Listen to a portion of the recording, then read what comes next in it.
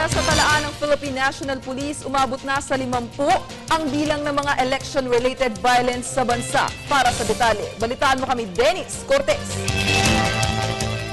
Mahigit 50 election-related violence na ang naitala ng Philippine National Police mula hanggang Marso ngayong taon. 51 dito ay may kinalaman sa pamamaril, habang iba naman ay may kinalaman sa pag-atake at paggamit ng granada.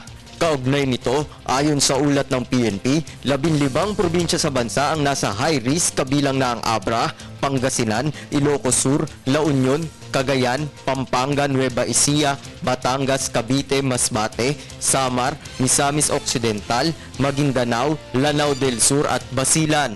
Bagamat wala sa listahan ng Metro Manila, nanawagan naman si dating Manila Mayor at Buhay Party List Standard Bearer Lito Atienza na wag nang gumamit ng dahas ngayong eleksyon.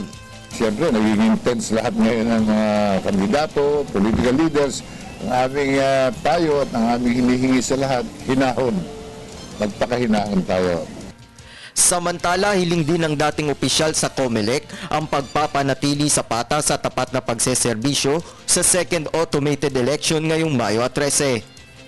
Sana pagsikapan ng COMELEC na ingatan natin. Yung paggamit ng ating automated election, this is the second time for our country, sana ay maging credible at talagang yung accurate at impartial at hindi magamit minuman. Yung mga nag-aalok dyan ng mga reglo ng eleksyon. Panawagan pa ni Atienza sa mga botante, suriin muna mga kandidato bago ito iboto. Bumoto tayo ng talagang yung galing sa ating pagsusuri sa pagkatao ng mga humaharap sa halalang ito.